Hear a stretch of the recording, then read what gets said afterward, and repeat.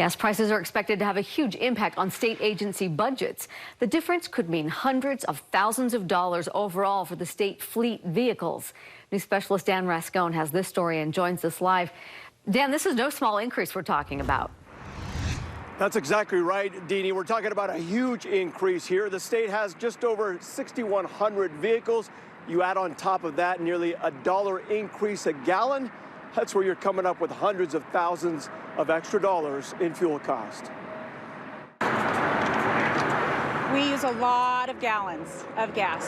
Filling up for gas is an everyday thing for most UHP troopers. They drive a lot of miles, but they are just a small portion of the huge number of fleet vehicles the state operates and has to keep filled up. Just over 6,100 vehicles. And with prices at the pump jumping by $1 a gallon in some cases, keeping 6,100 vehicles filled adds up quickly. Huge impact. That's a huge impact. The main state agencies include UDOT, Public Safety, Division of Natural Resources, and Home Services. Most all vehicles fill up here at the state-run fueling stations.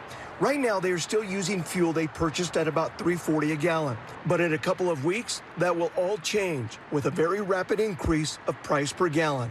This has happened really, really quickly, and so the impact will be severe. If you compared what the state paid in March of 2021 to what they could now pay at the new rates in March of this year, the increase is huge.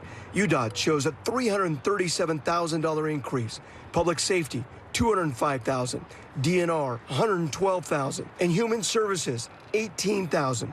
That's a $672,000 increase from one year to the next just in gas fees. These are huge differences, and that to me will likely mean that the agencies may need to start to look at some strategies so that they don't have to go through as much fuel as they did a year ago at this time.